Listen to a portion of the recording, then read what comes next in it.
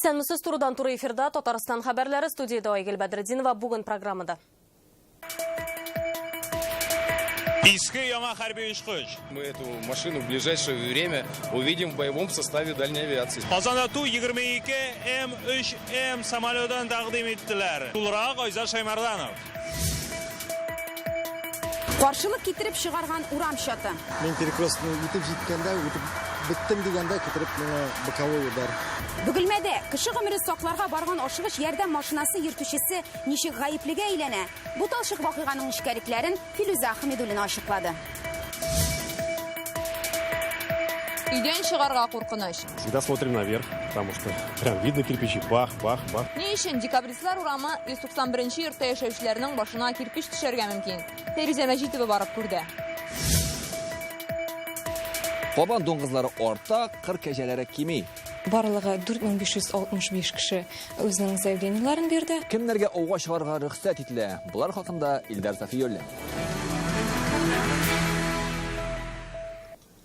Илнең хәрби көчен артыруга Татарстан авиаторлары үз өлешен кертте. Бүген Казанда Ту-22 М3М очкычын тәкъдим иттеләр. Ул Горбунов исемендәге заводта җыелган. Яңартылган самолет элеккесеннән 2 тапкырга көчлерәк. Хәзер аны махсус сугышчан шартларда сынаячаклар.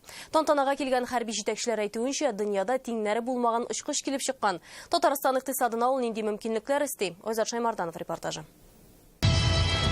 Ту-22 М3М-ның ангардан чыгуын бөтен завод эшчеләре көтеп алды. Һәркем үз телефонына төшереп калырга ашыган.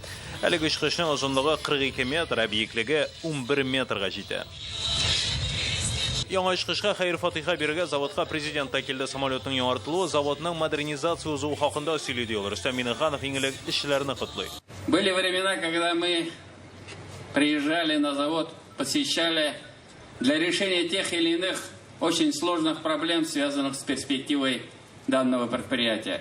Сегодня мы можем с уверенностью сказать, что не только этот ракетоносец, завод проходит глубокую модернизацию, это современнейшее предприятие с хорошей перспективой. Бүген тәкъдим ителгән очкыч Казанның авиаз төзелеш районында торучы менә шушы Ту-22 М3 самолетының яңартылган варианты. Әлеге очкычны әле узган гасырның 60-нчы елларында төзи башлыйлар. Ләкин иске очкычтан яңасында бары тик планеры, ягъни тышкы конструкциясе генә сакланып карган. Тышкы яктан ул бер нәрсәсе белән дә яңасыннан әллә ни аерылмый. Ләкин хәзер ул двигателеннән башлап электроникасына хәтле өр-яңа заманча җиһазлар белән җиһазландырылган. Моңа кадәрге модификацияләге Ту-22 М3 самолеты соңгы елларда Сириядә уңышлы һөҗүмнәр ясаган дип белгечләр. Хәзерге яңа очкычта исә өр-яңа навигация системасы, төзәп ату җиһазы һәм хәтта ясалма интеллект та урын алган. Бортта 4 кешелек урын, ул җирдән дә, диңгез өстендә дә һөҗүм итә. Ракеталар, бомбаларны төзәп тә теләсә ничек тә җибәрә ала. Цифрового бортового оборудования. Эта машина превышает Ту-22 М3. Бу машина характеристикасы ягыннан Ту-29 М3-тән 2 тапкырга көчлерәк. Бөтен сынаулардан соң без бу очкычны Ирак авиация составында күрербез дип уйлыйм. Ту-22 М3М 50 ел хезмәт итә алачак. Хәзер Казан авиация заводында тулы бер партия самолет модификацияләнер дип көтелә. Новое дыхание завода еще один. Бу заводка яңа сулыш бирәчәк инде киләсе елдан самолетлар модернизацияләнә башлый. Бу эш урыны яхшы хезмәт хакы булачак дигән сүз. Ту-22 М3М-ны инде быелның сентябрендә сынап карарга җыйналар. Шуннан соң аны күпләп яңарта башларга мөмкиннәр. Айза Шаймарданов, Игорь Романов, Яңа Гасыр каналы. Казан өстендә самолетлар күбәя, башкала аэропорты очу юнәлешләрен 2 тапкырга арттыра. Тегеран, Мюнхен, Париж, Красноярск, Астраханга туры рейслар өстәлә. Шулай ук киләсе 5 ел эчендә терминалны зурайтырга җыйналар. 2024 елга пассажирлар 10 миллионга җитәргә тиеш, хәзер 3 миллион. Килүчеләргә сыйфатлы хезмәт күрсәтү өчен аэропорттагы инфраструктураны да үзгәртергә кирәк булачак. Казан очкычлар шәһәре булуын әле киләсе атнада да дәлилләячәк. Башкалага дөньяның иң оста пилотлары җыела. Очыш тизлеге сәгатенә 370 км. Үзләре баш өстеннән диярлек үтеп китәләр. Казан су елгасы өстендә мавыктыргыч авиашоу узачак. Тамаша 25-26 августка билгеләнгән. Dünya чемпионаты этабы Казанда 2-нче ел рәттән уза. Узган ел бу күренешне 90 мең кеше тамаша кылган булса, быел тагын да күбрәк кеше көтәләр. Очышларны махсус чатырларга утырып та карарга мөмкин. Билетлар сатуда бар.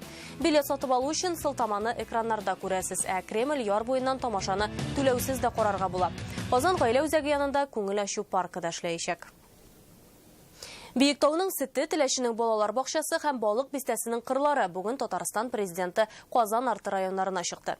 Сәфәрнең төп максаты авыл хуҗалыгы тармагы эшчәнлеге белән танышу һәм уракны бәяләү. Казанга иң якын район Биектауда Рөстәм Миңнеханов сөт җитештерүне тагын да арттырырга чакырды. Бәяләр нишләр? Президентның Казан арты районнарына сәфәре Нияз Рахман күзәтүендә. Бу безнең заманча сепаратор, Италиядан алып кайттык. Моның мөмкинлекләре бик күп. Биектау сөт комбинаты әлеменнән 5 ай элек кенә базарга үз товарын чыгара. Бүген биредә майсызландырылган сөт һәм май җитештерәләр. Үз урыныбызны таптык ди комбинат җитәкчелеге. Бөтен Россия буенча сатабыз бүген көндә продукцияны. Конкуренция да көчле, но сыйфат яхшы булу сәбәпле продукцияны сатабыз, әйбәт сатабыз. Максатлары эремчек һәм махсус эшкәртелгән сөт сату технологияләре мондый мөмкинлек бирә. Без хәзерге вакытта май җитештерү цехында шуны әйтергә кирәк, монда кеше хезмәте минималь рәвештә кулланыла, технологияләр исә соңгы заман таләпләренә туры килә. Шунысы мөһим, биредә сәгатенә тонна ярым май җитештерәләр. Биектауның сөт җитештерү мөмкинлеге белән Рөстәм Миңнеханов танышты. Сөт комбинатының эшләү технологияләрен, цехларның куәтен бәяли. Bütün azıklıkını, aşağıda oturan azıklıkını 2 minut içinde analizini yapıyor. Bütün proteini составын, белковый составын. Bu норвежский прибор. Технологик прогрессның барлык мөмкинлекләрен күршедә генә урнашкан Касыйм сөт комбинатында да яхшы беләләр. Биредә төп игътибар сыйфатка, сыерлар ашу торган ризыктан алып, өстәлләргә килүче продуктка кадәр. Бүген комбинат 90 тонна сөт эшкәртә һәм 38 төр продукция җитештерә. Күптән түгел новинкалар чыгара башладык. Термостатный катыклар, теге авыл чаклы дип эшләнгән инде. 19 елга планнар чыгарга переработка буенча 200 тоннага. Биредә яңа цехта сафка баскан сөт бәясе түбән булу комбинатларны куркытмаска тиеш, чөнки Казанга якын булу мөмкинлекләрне арттыра, өстәвенә бәя бераз артты ди министр. Цены на молоко начали восстанавливаться. С 1 августа рубль прибавился закупочным ценам. Вот с сегодняшнего дня, сегодня 16-е, многие заготовители обещали еще рубль добавить. Микрофермалар, семейные фермалар. Самович, безнең бик күп микрофермалар буенча документлар яңа килә башлады. Безнең 60 миллион сум быелга ул символично куелган сум иде бюджетта. Әле аның безнең 14 миллионына освоена. Без килгән бер документка, әгәр дә документ фактны раслый икән, чыннан да төзелгәнлеге белән, фотографиясе, акты белән без акчаны 200 мең сумны бу фирмага сразу бирәбез. Биектау районында уракның кызган чагы игеннең яртысы инде суктырылган, гектарыннан 26 центнер чыга. Биектаудан соң урып җыю эшләре белән һәм танышуны Рөстәм Миңнеханов Теләче районында дәвам итте. Биредә ул алдынгы комбайнчыларга сертификатлар тапшырды һәм район җитәкчелеге белән аралашты.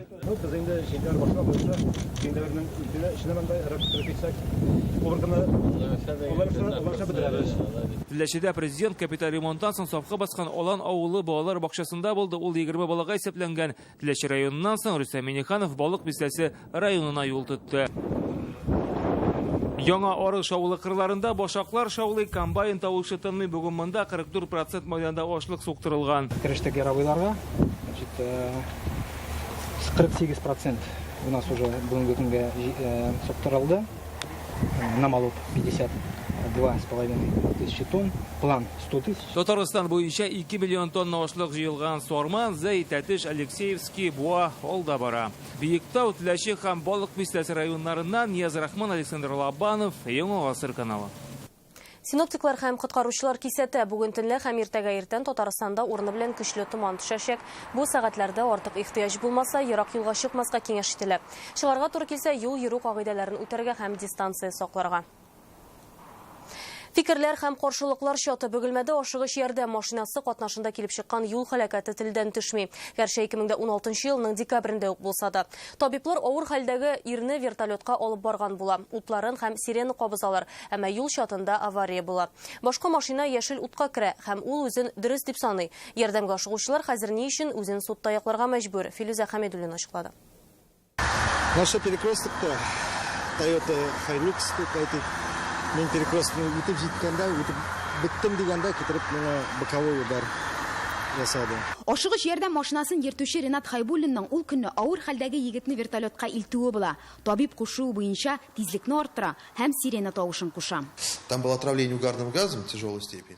Анда кеше истиеп агуланган иде. Ул бик авыр хәлдә. Аны тиз арада Казанга вертолет белән илтергә кирәк булды. Шунда барганда килеп чыга да инде юл һәлакәте. Табиб кушса, машина йөртүче тизлекне арттырып, кызыл утка да чыгарга мөмкин. Ребенок был в коме.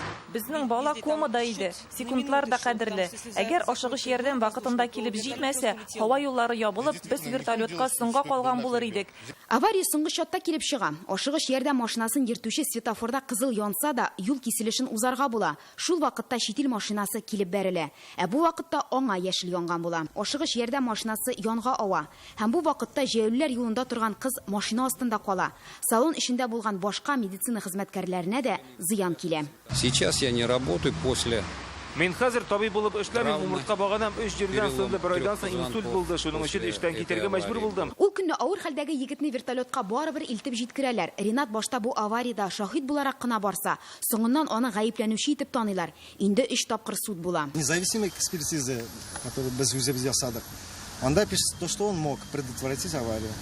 Toyota машина йөртүчесенең үз фикере. Андрей Кудряшов бөгелмәдә билгеле эшмәкәр. Без килгәндә ул эш урынында юк иде. Бу очракка карата фикерләрен телефон аша җиткерде. Думаете, что я вот такой вот Яшелгә барганда ничек юл кагыйдәсен бозып була? Мине күрә торып, ашыгыш ярдәм машинасын бәргән дип уйлыйсызмы? Миңа нәрсәгә ул? Минем балаларым бар, гаиләм. Минем гаеп юк димим. Миңа ашыгыш ярдәм машинасы йөртүчесен дә кызганыч. Әмма ул аңа юл бирүләрен инангач кына кызыл светофорга чыгарга тиеш иде. Юл киселешендә махсус машиналарга кем ничек юл бирергә тиеш? Без инспекторлардан сорадык. Водители указанных транспортных средств, воспользовавшись правом приоритета, Мондый машиналарны йөртүчеләр махсус ут белән тавыш сигналын да кабызырга тиеш юл кагыйдәләре буенча шул вакытта гына башкалар аларга юл бирә. Бу соңгы вакытта бөгелмәлеләр телендә еш яңгыраган вакыйга. Буталчык бу вакыйгада һәркемнең үз дөрестлеге. Бер як мин барлык кагыйдәләр буенча бардым дисә, икенчесе миндә өстенлек бар иде дип бара. Бу эштә хәзер ноктаны бары тик суд куячак. Кемгә яшел януын да нәкъ менә алар хәл итәчәк. Бөгелмәдән Филүзә Хәмидуллина, Ирек Хәбибуллин, Яңа Гасыр каналы. Сау булыгыз, өстегезгә кирпич килеп төшүе бар. Казанның Декабристлар урамында урнашкан күп катлы йорт ишек алдында әнә шундый хәл. Диварның ташы кыйыла башлаган. Анда яшәүчеләр безнең редакциягә шалтыратып шулай диде. Алар таш яңгыры астына балалар килеп керер дип борчыла. Ишелүгә карата идарә компаниясенең фикере нинди? Фәйрүзә Мәҗитова репортажында. Эй, гражданина, ты туда не ходи, ты сюда ходи, а то снег башка попадет, совсем мертвый будешь. Мондый хәл кинода гына була дип әйтә алмый хәзер казанлылар. Алар башына кирпич яңгыры ява. У нас вот тоже многодетная семья, маленькие дети. Без күп балалы гаилә. Кичкенә балалар ишектән чабып чыга. Алла сакласын. Гел карап, саклап йөрибез. Декабристлар урамы 191 йортта яшәүчеләр ишектән тыныч кына йөрүне күптән оныткан. Өстән теләсә кайсы вакытта кирпич килеп төшәргә мөмкин диләр. Зыян күрүчеләр дә бар. Кирпичи падают. Кирпичләр төшә. Менә кирпич төшеп торбаны җимерде. Аны бәйләп куйдылар. Мондый хәлләр бер тапкыр гына булмады инде. Астан метро уза, бәлки шуның белән бәйледер. С той стороны падают часто. Йортның урам ягыннан ташлар еш төшә. Кыш көне миңа чак төшмәде. Йөрергә куркыныч. Куркыныч урынны идарә компаниясе кичәгенә менә шундый тасма белән әйләндереп алган. 5нче катка игътибар белән карасак, моннан бер генә кирпич төшмәгән. Дивар шактый куелган. Халык идарә компаниясына бер генә шалтыратмаган. Безнең иҗат төркеме төшереп китүен белгәч тә, аннан эшчеләр килеп какшаган кирпечләрне җимергән. Хәзер монда махсус компаниягә мөрәҗәгать итәчәкләр. Алар дивардагы ярыкларның кайдан килеп чыгуын ачыкларга тиеш. А вот как раз сегодня у нас выходят проектировщики уже. Бүген проектчылар җимерелгән урынны җентекләп тикшерәчәк һәм алга таба йортны ничек төзекләндерү турында хәбәр итәчәк. Нигезендә караячакбыз. Җимерелүне туктатыр өчен кышка кадәр нинди дә булса хәстәрен күрербез дип уйлыйм. Төзекләндерү эшләренең кайчан башланып, кайчан тәмамлануы шуннан соң гына хәл ителәчәк. Йортның нигезе тутырыклы диләр. Хикмәт дивардан кирпич куелуда гына. Фәйрүзә Мәҗитова, Рәмзил Гарипов, Яңа Гасыр каналы. Үзегезне борчыган мәсьәләләр хакында сездә безнең редакциягә эш сәгатьләрендә 570-50-19 телефон номерына шалтыратып җиткерә аласыз. Түбән Камада яңгыр кыюларын роботлар чистарта. Октябрьгә кадәр монда 30 километр шелтәрне карап чыгарга җыйналар. Видеокамера беркетелгән роботлар белән Мәскәүдән махсус чакыртылган белгечләр идарә итә.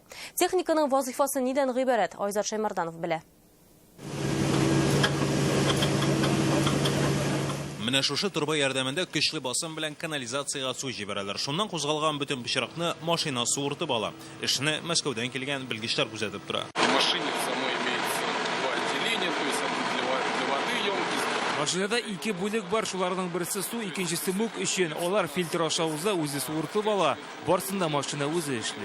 Чистарткач турбага әлеге роботны кертәләр. Бу уенчык машина түгел, аның эчендә камера тора. Турба эчендә нәрсә күрә, шуны теркәп бара.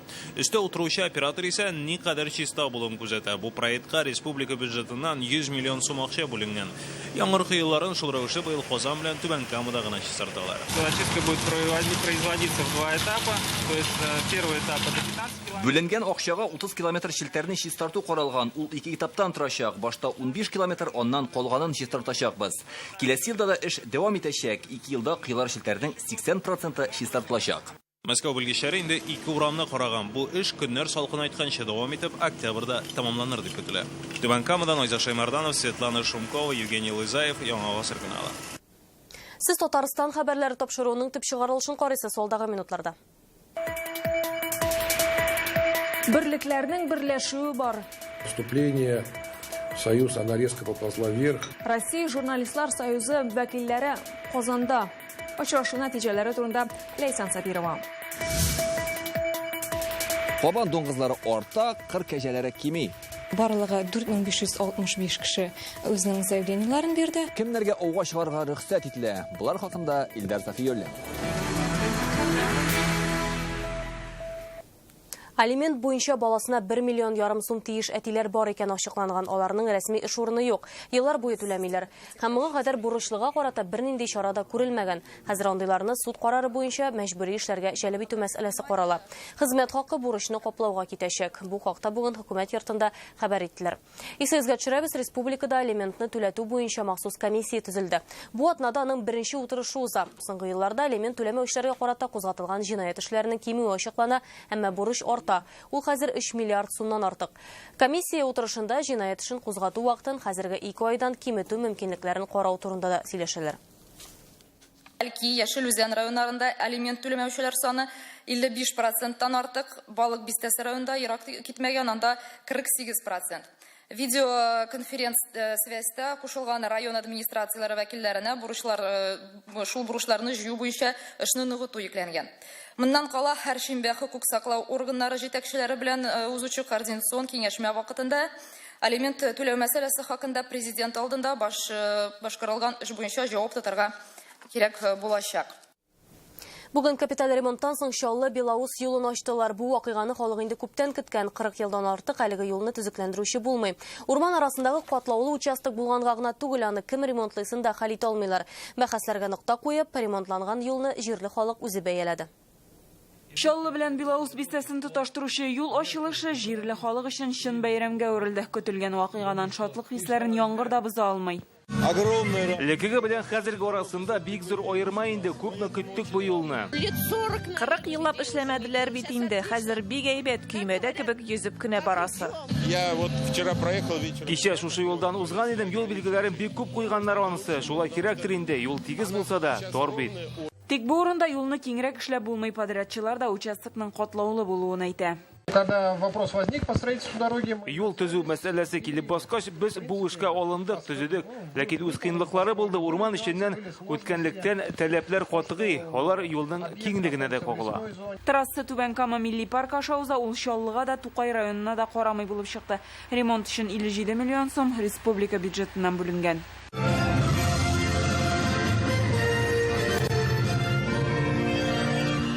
Шаллы халкы төзек юллар бакчачылык ширкәтләренә дә килеп җитәр дип өметләнә. Аларның күпчелеге Тукай районында урнашкан бакчачылар республика программасына ышана. Ежегодно Ел сайын Тукай районы бакчачылары әлеге программа буенча 151 миллион сум ала. Позур сумма, моннан тыш үзара салым программасында эшләтү җибәрәсе бар. Бакчачылар өчен бу бер сумга өстәп тагын 2 сум. Үзара салым программасы буенча бакчаларда юллар, су, электр үткәргечләрен яңарту, контейнерлар кую күздә тотыла. Халык юлсызлыктан интеккән кеше Шилне авыл җирлегендә дә бу эшкә ныклап алынырга тиешләр. Чаллы телевидениесе белән берлектә Гөлназ Сайфетдинова, Яңа гасыр каналы. Татарстан урманнарында кабан дуңгызлары үрчи, кыр кәҗәләре кими. Бүген аучыларга рөхсәт документларын уйнаттылар. Урманнарга ауга чыгарлык теләк белдереп, 4000 кеше мөрәҗәгать иткән, ләкин бәхет нибары 80 кешегә генә эләкте. Әле андый аучылар өчен шикләү бар. Монда кабан дуңгызы белән пышыйның нинди катнашы бар? Илдар Сафиуллин. Татарстанда кабан дуңгызына ау сезоны башланды. Яшелүзән районы урман хуҗалыгында ау белән мавыгучыларны көтәләр. Күп еллар бу урман буп-буш иде. Теләсә ничек аулау аркасында ерткычлар сынаулы гына кала. Соңгы елларда үрчегәннәр. Косулю мы не открываем, у нас она не так много ее. Кыр кәҗәсен атарга без рөхсәт итмибез, алар булай да аз, якынча 60 баштыр. Ә менә кабаннар күп, пышыйлар да уртача. Узган елларда санын арттырдык. Әлбәттә, көпә көндез хәтта урман ортасында да ерткыч хайваннарны очрату авыр, алар кеше йөргәнне ерактан ук тоялар һәм күренмәскә тырышалар. Ләкин аучылар электро алымнарын яхшы белә. Моның өчен корал, капкын һәм төрле алдау чаралары кулланыла. 2559. 2559. Бәхет бик сирәкләргә генә елмая. Биоресурслар комитеты аучылар арасында җирәбә үткәрде. Барлыгы 4565 кеше үзенең заявлениеларын бирде. Һәм инде аларның 80гә якыны гына, 81 кешесе генә үзенә лицензия алу мөмкинлегенә ирешәчәк. Это может быть и охотник республики Татарстан. Ул Татарстан аучысы яки күрше төбәкнеке булырга мөмкин. Һәркем җирәбәдә катнашу өчен гариза яза. Монда җиңүчене ачыклыйлар. Нәтиҗәдә аучылык итәргә рөхсәт бирелә. Инде бүгеннән кабан атарга мөмкин. 1 октябрьдән пышыйга да рөхсәт ителә. Ә инде кем җирәбәдә отмыйча аулый икән, браконьерга әйләнә. Илдар Сафиуллин, Рамил Шайдуллин, Ишат Мөхәммәтов, Яңа гасыр каналы. Татарстанлылар уңышны бу көннәрдә үз бакчаларында да җыя. Буада яшәүче Ринал Әхмәтҗанов карбыз һәм виноград үстерә. Үсентесе дә үзенеке. Сусыл җимешләр табыш китерәме? Яшь бакчачы белән җирле хәбәрчеләр аралашты. Карбызның өлгергән булуы тавышыннан сизелә. Авырлыгы 5 килограммлы, аннан да зурраклары бар. Риналның мондый уңышы 18 еллык тәҗрибә, ялгышу һәм ачыш ясау нәтиҗәсе. Эшен кибетләрдә киң таралган сортлардан башлаган, бүген безнең як өчен хасын сайлый егет. Начинал с таких простых сортов, как холодок. Башта мин артык авырлык соралмый торганнар белән эшләттем. Хәзер һөнәри төрләрен сайлыйм, аларны чит илләрдән дә кайтартам. Үзебезнең Оренбург өлкәсеннән дә заказ ясыйм ди уста.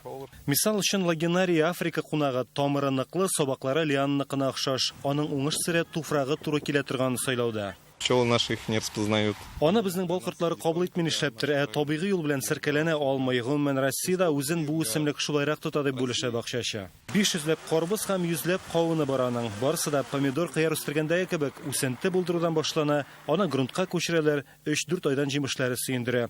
Виноград белән дә уртак тел таба Ринал. Виноград на данный момент 56 сортов, более 150 кустов. 56 сортым бар, 150ләп куагым үсә, әмма гел авырып торалар, ныклысын гына сайлап алам ди ул. Уңышы исә сату өчен түгел, туганнарын, дусларын сыйлый, күршеләренә өләшә. Көз буена җитәрлек нигъмәт бу. Радик Гыймаев, Ринал Әхмәтҗанов, Яңа гасыр каналы. Әлеге сәгатькә шундый мәгълүмат, спорт яңалыкларын минем коллегам Илдар Сафиуллин җиткерер. Илдар, хәерле кич. Хәерле кич, Айгөл. Хоккей уеннары кайчан башланып китә? Континенталь хоккей лигасындагы уеннар сентябрьдә башланып китәчәк. Тагын 2 атна вакыт калды. Безнең Барс командасы Нефтехимикта инде ярышларга әзер дияргә мөмкин. Түземсезләнеп көтәбез. Спорттагы башка яңалыклар турында кыска рекламадан соң бездән аерылмагыз.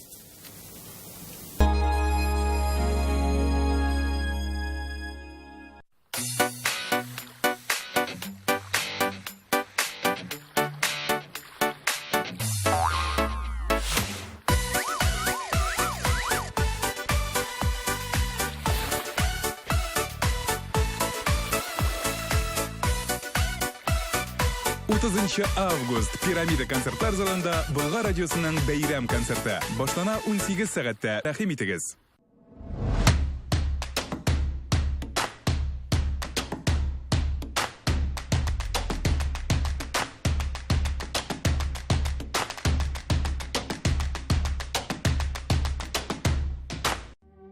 Хөрмәтле театр сөючеләр, Баш калабыз һәм республика көненә Камал театрыннан бүләк.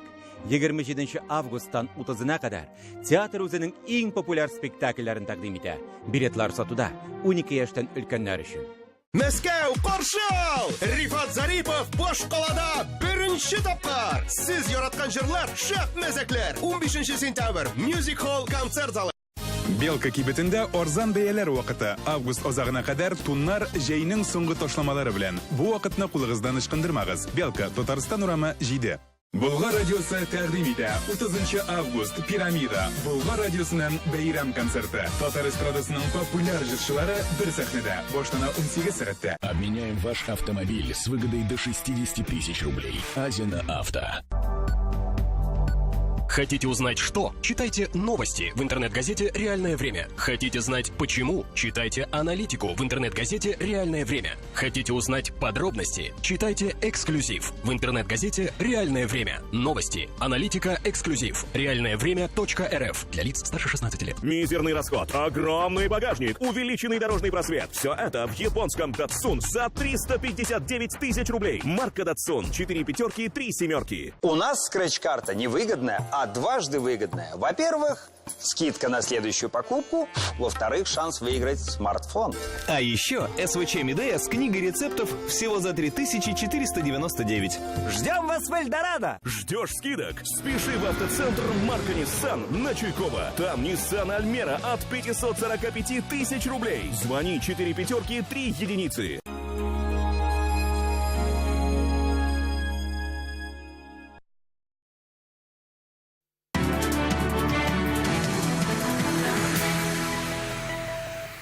Бу көннәрдә Казанның теннис академиясендә халыкара турнир бара. Анда 15 яшькәчә булган спортчылар үзләренең осталыкларын күрсәтә. Ә менә тэквондо белән шөгыльләнүчеләр Алабугага җыелды. Бүген Алабугада тэквондо буенча Россия беренчелеге башланды. Тарихи шәһәрнең җиңел атлетика манежында 21 яшькәчә булган кызлар һәм егетләр көй сынаша. Россиянең 45 төбәгеннән 350 катнашчы җыелган. Илкүләм ярышта Татарстаннан 25 спортчы чыгыш ясый. Алар Казан, Чаллы һәм Алабуга тэквондочылары. Россия беренчелегенең гомуми нәтиҗәләре 19 августта билгеле була. Спортчыларыбызга уңышлар телибез. Карате осталары Орел шәһәрендә осталыкларын күрсәтте. Татарстан данын яклаучы Алина Шишканова анда бронза медаль белән бүләкләнде. 61 килограмм категорияда чыгыш ясап ул барлык көндәшләрен җиңеп чыга. Алина Шишканова хәзер Россия җыелма составында карате буенча дөнья чемпионатына әзерләнә. Безнең көрәшче кызыбыз да призер орынга лаек булды. Татарстан кызы Светлана Липатова хатын-кызлар арасындагы көрәш буенча Россия чемпионатында 3нче урынга лаек. Бронза медаль өчен барган көрәштә ул Мәскәү кызыннан өстен чыкты. Ярышлар бу көннәрдә Смоленскида үтте. Әлегә менә шундый яңалыклар иде. Игътибарыгыз өчен рәхмәт. Исән сау булыгыз.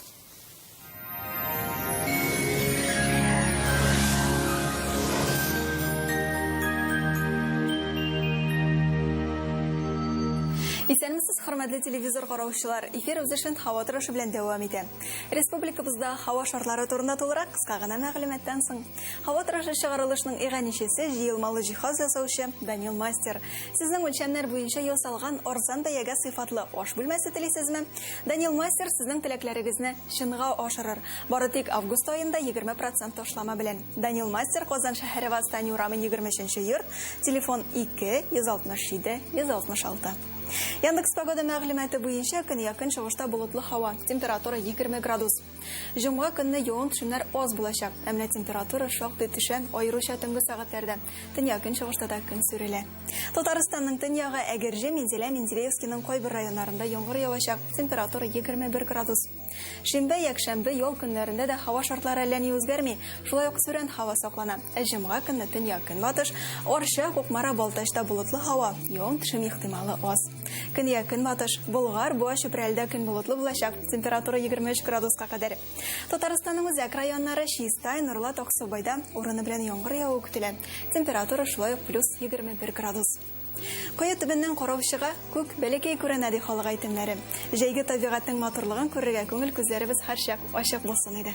Приглашаем на работу поваров, автоматизированные процессы, соцпакет, льготное питание сотрудникам и их детям-школьникам, возможность повысить квалификацию и получить востребованную профессию. Һава торышы чыгарылышның иганичесе Казан шәһәре азык-төлек һәм социаль туклану департаменты. Дөрес һәм сыйфатлы туклану балаларның да, олыларның да сәламәтлеге нигезе. Ашадың һәм канәгать калдың. Башкалабыз Казанда көн болытлы булачак. Температура 22 градуска кадәр. Төньяктан уртача тизлектә җил. Атмосфера басымы төркемеш баганасының 756 мм тәшкил итә. Һаваның чагыштырмача дымлылыгы 56%. Көндезге сәгатьләрдә магнит давылы көтелә. Сәламәтлегегезне саклагыз. Исәнлектә күрешик.